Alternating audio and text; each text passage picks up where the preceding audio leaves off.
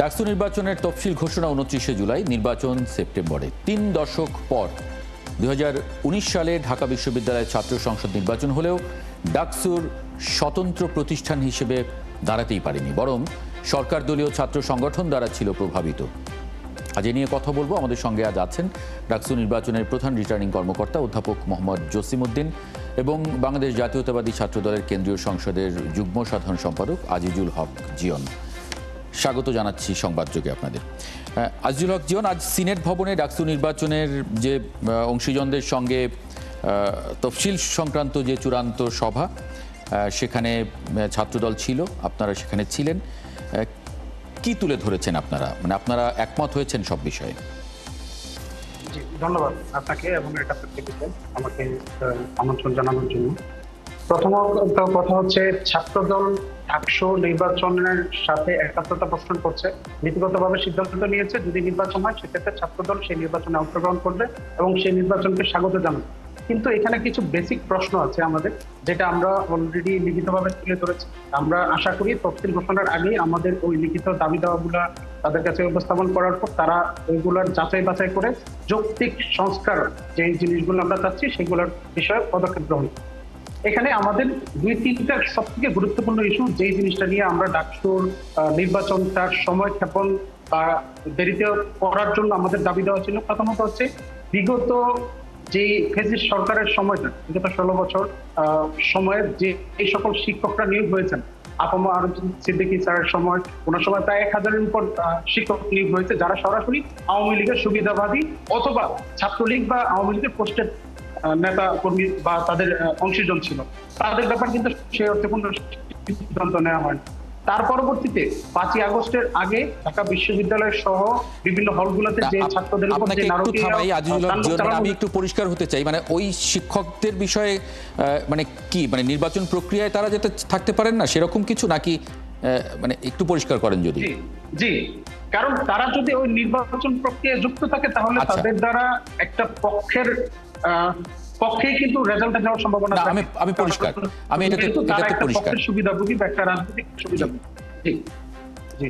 দ্বিতীয়ত আরেকটা বিষয় হচ্ছে, যেটা গত জুলাই আগস্টের ছাত্র আন্দোলন সহ বিগত 16 বছরে আমাদের ছাত্রদলের বিভিন্ন ছাত্র ছাত্রীদের উপর যে আক্রমণ হয়েছে, বিভিন্ন জায়গায় সরাসরি ফিজিক্যাল অ্যাসল্ট করা হয়েছে, যে সকল ছাত্রলীগ সহ অন্যান্য সংগঠনের সাথে যুক্ত ফ্যাসিস্টের দোষর ছিল, সেই সকল ছাত্রছাত্রীদের ব্যাপারে সিদ্ধান্ত কিন্তু নেওয়া হয়নি। আমরা দেখেছি 5ই আগস্ট পরবর্তী সময় মাত্র 128 জনকে বহিষ্কার করা হয়েছে। কিন্তু আপনি যদি ছাত্রলীগের বিভিন্ন হল কমিটি গুলো দেখেন, যে কোনো একটা হলের কমিটির আকারই প্রায় এক সমান, তাহলে বাকিদের ব্যাপারে কি সিদ্ধান্ত নেওয়া হয়েছে? ওই ছাত্রদের মধ্যে থেকে অনেকেই প্রার্থী হবে, অনেকের ভোট যাবে যারা কিনা তাদের পক্ষের কাউকে না কাউকে ক্যান্ডিডেট করে সেই পক্ষে তাদের এই ভোটটা দেওয়ার চেষ্টা করবে। তো সেই বিষয়ে কিন্তু আমাদের কিছু সুনির্দিষ্ট প্রস্তাব আছে এবং আমরা চেয়েছি এই বিষয়ে প্রশাসন সুনির্দিষ্ট সিদ্ধান্ত নেয় এবং তাদের বহিষ্কার প্রক্রিয়াটা যাতে সকলের ক্ষেত্রে করা হয়। জি, অধ্যাপক মোহাম্মদ জসিমউদ্দিন, এই দুটি প্রসঙ্গে আসলে যদি একটু মন্তব্য করেন, বিশেষ করে আগের সরকারের সময়ে বিশ্ববিদ্যালয় প্রশাসনে যে শিক্ষকরা দলীয় লেজুর বৃত্তির সঙ্গে যুক্ত ছিলেন তাদেরকে নির্বাচন প্রক্রিয়ায় যাতে না রাখা হয় সেই দাবি তারা তুলেছেন এবং ছাত্রলীগের যে সমস্ত কমিটিতে যারা ছিলেন তাদের ব্যাপারেও সিদ্ধান্ত চেয়েছে তারা।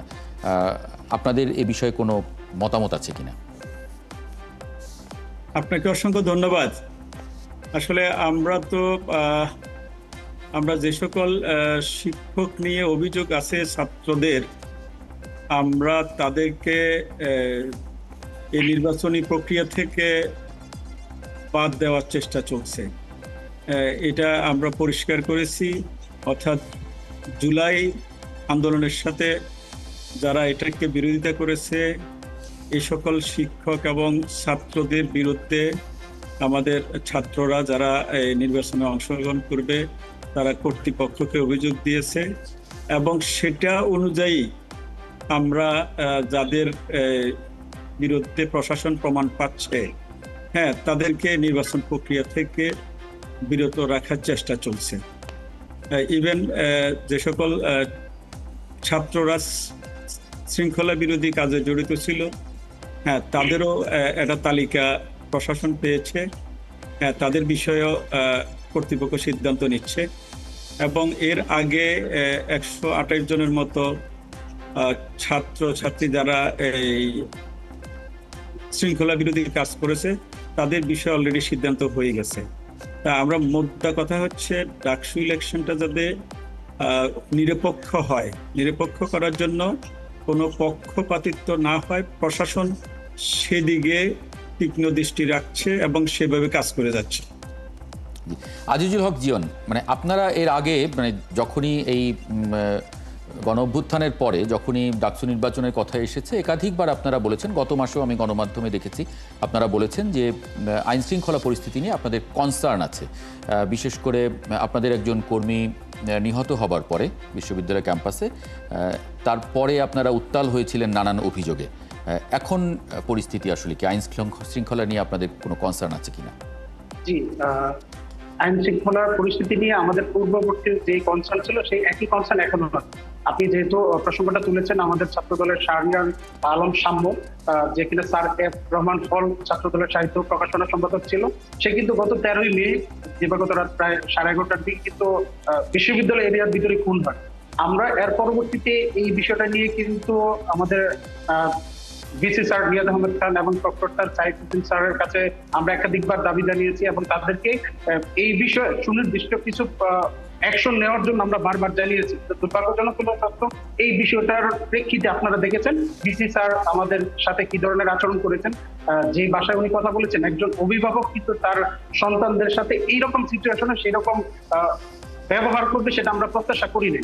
তার পরবর্তীতে আমরা জানি, যেটা আমরা জানতে পেরেছি, তাদের দুইজনই কিন্তু একটি নির্দিষ্ট রাজনৈতিক দলের সাথে কানেক্টেড এবং যেহেতু স্বাভাবিকভাবে একটা রাজনৈতিক দলের প্রতি তাদের আনুগত্য আছে, আমরা আশঙ্কা করছি তাদের ক্ষেত্রেও পক্ষপাত মূলক আচরণ হয়তোবা সামনে নির্বাচন আমরা দেখতে পারি। তো স্বাভাবিকভাবে ওভারঅল যে জিনিসটা বলি, সাম্যর বিষয়টা যেটা এখন পর্যন্ত আমাদের দাবি অনুযায়ী কোনো ধরনের দৃশ্যমান অগ্রগতি বিশ্ববিদ্যালয় প্রশাসনের কাছ থেকে পাইনি।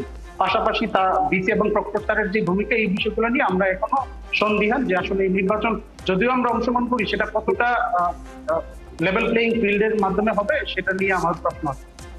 অধ্যাপক মোহাম্মদ জসিমউদ্দিন, এর আগে যখনই ডাকসু নির্বাচনের কথা উঠেছে তখনই আইন শৃঙ্খলা পরিস্থিতির প্রসঙ্গগুলো সামনে এনেছে, বিশেষ করে আগের যে ফ্যাসিস্ট সরকার সেই সময়ে এই কথাগুলো খুব মানে ব্যাপকভাবে আলোচিত হতো এবং পরবর্তীতে ডাকসু নির্বাচনটা আর করা যেত না। আপনারা এবার কোনো চ্যালেঞ্জ দেখেন কিনা এবং মানে আইন শৃঙ্খলা পরিস্থিতিতে বিশেষ করে যখনই নির্বাচন হয় তখন? আমরা এখন পর্যন্ত মোটামুটি চ্যালেঞ্জ দেখছি না, কারণ এই নিরাপত্তার ইস্যুটা আসলে আপেক্ষিক, কিন্তু বিশ্ববিদ্যালয় প্রশাসনের পক্ষ থেকে এবং সরকারের পক্ষ থেকে তারা মানে পুরো প্রক্রিয়ার সাথে ইনভলভ এবং কনসার্ন। তারা চেষ্টা করছে ডাকসুটাকে কিভাবে একটা সিকিউর পরিবেশে করা যায়, সেই জন্য যতগুলো স্টেপ নেওয়া দরকার তারা ইতিমধ্যে নেওয়া শুরু করেছে। আমরা আশা করতেছি এই বিষয়ে মনে হয়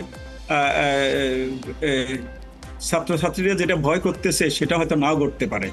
আমরা এই বিষয়ে আশাবাদী এবং সুন্দর এবং নিরাপদ পরিবেশে এবং নিউট্রাল পরিবেশে একটা ডাকসু প্রশাসন উপহার দিতে পারবে। মানে আপনারা কোনো প্ল্যান করেছেন কিনা, নাকি শুধু আশাবাদের মধ্যেই রেখেছেন? না, আমরা তো এগুলো তো ধরেন প্রশাসনিক প্ল্যান এবং হচ্ছে প্রক্টোরিয়াল প্ল্যান এবং হচ্ছে সরকারের আইন শৃঙ্খলা বাহিনীর প্ল্যান। ওনাদের কাছ থেকে আমরা যতটুকু জেনেছি, ডাকসুকে ঘিরে ঢাকা ইউনিভার্সিটির নিরাপত্তার বিষয়ে ওনারা অনেকগুলো স্টেপ নিচ্ছে। মানে ইভেন ওনারা বলছে আর্মি পর্যন্ত প্রয়োজনে স্ট্রাইকিং ফোর্স হিসাবে থাকতে পারে। কিন্তু আজিজুল হক জিয়ন আশঙ্কা করছিলেন যে এখানে পক্ষপাতিত্বের প্রসঙ্গ তিনি এনেছেন, কারণ তাদের একজন কর্মী নিহত হবার পরে তাদের অনেক দাবি দেওয়া নানান প্রেক্ষিত তৈরি হয়েছিল, তার পরিপ্রেক্ষিতে তিনি এই প্রসঙ্গটা সামনে এনেছেন। এটা মানে নির্বাচন কমিশনের উপরে এক ধরনের মানে রিটার্নিং কর্মকর্তা হিসেবে আপনার আসলে কি মন্তব্য, একটা চাপ তৈরি হলো কিনা? অধ্যাপক জসিমউদ্দিন আমাকে বলছেন? জি জি, অধ্যাপক জসিমউদ্দিন। মানে প্রশ্নটা বোঝা যায়নি। জি, আমি বলছি যে আজিজুল হক জিয়ন তিনি অভিযোগ করেছেন যে তাদের একজন কর্মী যখন নিহত হয় একটা পরিস্থিতি তৈরি হয়, সেই সময়ে বিশ্ববিদ্যালয়ের কর্তৃপক্ষের কাছ থেকে তারা সেইভাবে দৃশ্যমান কোনো কিছু তারা দেখেননি, তারা নানান ধরনের অভিযোগ একটা প্রেক্ষিত তৈরি হয়েছিল সেই সময়, সেই আশঙ্কাটা তারা এবারে নির্বাচন ঘিরেও করছেন। মানে এটা আসলে নির্বাচন কমিশন কোনো চাপ অনুভব করবে কিনা বা করছে কিনা?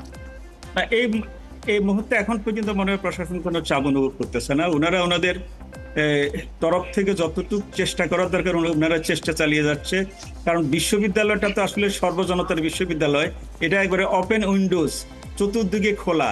এটাকে আপনি 100% নিশ্চিদ্র করা, এটা কেউ আশা করলে এটা মানে খুব জটিল। হ্যাঁ, কারণ তারপরেও যতটুকু নিরাপত্তা দেওয়া দরকার, হ্যাঁ, সেটা মানে ওনারা ব্যবস্থা নিচ্ছে। জি, আজিজুল হক জীবন, আমি আবার বলছি এটা একটা আপেক্ষিক। আজিজুল হক জীবন, আমরা জানি যে নিষিদ্ধ ঘোষিত ছাত্রলীগ এই ক্যাম্পাসের মানে পরিবেশের জন্য বা এই নির্বাচনী পরিবেশের জন্য হুমকি হবে কিনা, কারণ তাদের কর্মী সমর্থকরা আছে, তারা মানে কোনো পরিস্থিতি তৈরির চেষ্টা করতে পারে কিনা, বা নাকি তারা আসলে অপ্রাসঙ্গিক হয়ে গেছে বিশ্ববিদ্যালয়ে? না, অবশ্যই না। তারা এখন পর্যন্ত ঢাকা বিশ্ববিদ্যালয়ের প্রাসঙ্গিক হিসেবে আছে। আপনি যদি খেয়াল করেন, বিগত কিছু সময়ে বিভিন্ন গণমাধ্যমের সাথে নিষিদ্ধ ঘোষিত ছাত্রলীগের সাথে কানেক্টেড ছিল বা তাদের পোস্টের নেতা পরবর্তীতে কিন্তু ছাত্র শিবিরের পদধারী নেতা হিসেবে আবির্ভূত হয়েছে 5ই আগস্ট পরবর্তী সময়। একইভাবে গত দুদিন আগে ছাত্র শিবিরের যে মিছিলটা হয় ঢাকা বিশ্ববিদ্যালয়ে, সেখানেও কিন্তু দুইজন পোস্টেড নেতা যাদের পরিচয় পাবলিশ হয়েছে তারা ছাত্রলীগের সাথে কানেক্টেড ছিল। এখন দেখা যায় হলগুলোতে যদি আমরা দেখি, যেহেতু ছাত্রদল বিগত 16-17 বছর কিন্তু ক্যাম্পাসে অবস্থান করতে পারে না, হলগুলোতে তো ওঠার প্রশ্নই পাওয়া যায়নি। যাদের পরিচয় জানা গেছে, একটা কর্মী যদি হয় তাকে কিন্তু ফিজিক্যালি অ্যাসল্ট করে তাকে পুলিশে সোপর্দ করা হয়েছে, তার নামে মামলা হয়েছে, অনেক ক্ষেত্রে একাডেমিক ক্যারিয়ার তাদের কিন্তু দীর্ঘায়িত হয়েছে। এখন বিষয়টা হচ্ছে, যারা ছাত্রলীগের সরাসরি পোস্টেড নেতা ছিল, এর বাইরে তো অনেক কর্মী সমর্থক আছে যারা ছাত্রলীগের রেগুলার প্রোগ্রাম করতো বা তাদের সাথে কানেক্টেড ছিল। এই ছেলেপেলেগুলা বা এই ছাত্ররা কি ঢাকা বিশ্ববিদ্যালয় থেকে বের হয়ে চলে গেছে? তারা কি হল ছেড়ে দিয়েছে?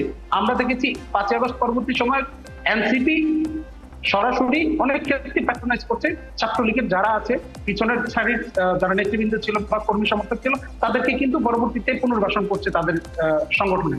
তো এই জন্য আমরা আশা করতেছি, স্বাভাবিকভাবেই যে প্রশ্নটাও থাকতেছে যে এই যারা কিনা এই মেজর ভিত্তিক সংগঠন হিসেবে আওয়ামী লীগের পারপাস সার্ভ করেছে ছাত্রলীগের সাথে থেকে এবং ছাত্রলীগের পোস্ট নিয়ে, তাদের একটা বৃহৎ অংশ কিন্তু এখন হলগুলোতে আছে, হলগুলো নিয়ন্ত্রণ করছে। তো স্বাভাবিকভাবেই তারা হয়তো বা নির্বাচন যখন হবে বা আসন্ন কাছাকাছি সময় থাকবে, তখন তাদের একটা সরাসরি প্রচ্ছন্ন ভূমিকা থাকবে এই নির্বাচনে, এবং ছাত্রছাত্রীদেরকেও অনেক ক্ষেত্রে তারা প্রভোগ করার চেষ্টা করবে তাদের মতো।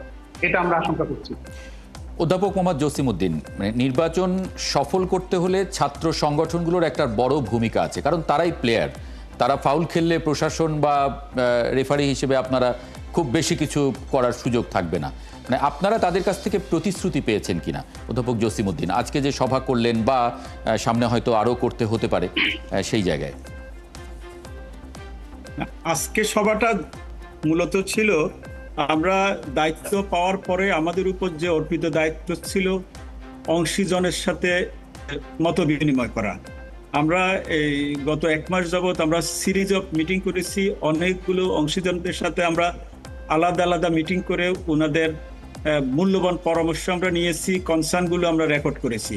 সবগুলোকে আজকে আমরা ইয়ে করে সামারি করে সব ধরনের রিপিটেশন বাদ দিয়ে আমরা সকল অংশীজনদেরকে আজকে আবার একটা রুমে এনে, এটাই ছাত্রছাত্রী এবং অংশীজনদের চাওয়া ছিল যে কে কি বললো আমরা তো জানি না, তাহলে সবার বক্তব্যগুলো যদি একসাথে এক জায়গায় এনে শোনানো যায় তাহলে আমরা বুঝতে পারতাম। তো সেই জন্য আমরা আজকে সকল অংশীজনদেরকে নিয়ে এসে তারা যেই পরামর্শগুলো দিয়েছে, আমরা সে পরামর্শগুলো আজকে ডিব্রিফিং আকারে, অর্থাৎ আমরা তাদের সামনে উপস্থাপন করেছি। আজকে বেসিক্যালি অনুষ্ঠান ছিল এটাই, মানে সেখানে আমরা মোটামুটি ছাত্রদের ভিতর আমরা সেরকম কোনো মেজর কোনো দ্বিমত আমরা দেখি নাই।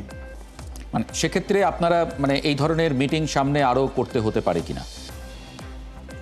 আমরা আশা করতেছি আমাদের ছাত্রছাত্রী যারা এই ইলেকশনে পার্টিসিপেট করবে তারা আমাদেরকে সহযোগিতা করবে, কারণ তাদের সহযোগিতা ছাড়া ডাকসু ইলেকশন করা কখনো কর্তৃপক্ষের পক্ষে, কমিশনের পক্ষে কখনো সম্ভব না। এখানে হচ্ছে মূল প্লেয়ার হচ্ছে ছাত্রছাত্রীরা। তারা যারা ইলেকশন করবে তারা যদি কমিশনের সাথে সহযোগিতা করে তাহলে চমৎকার একটা ইলেকশন হবে। কমিশনের দিক থেকে কোনো ধরনের বাইন্ডিংস নাই এবং ফ্রি, ফেয়ার এবং ক্রেডিবল একটা ইলেকশন করতে কমিশন বদ্ধপরিকর। অধ্যাপক মোহাম্মদ জসিমউদ্দিন এবং আজিজুল হক জিয়ন, আপনাদের দুজনকে অনেক ধন্যবাদ যুক্ত হবার জন্য।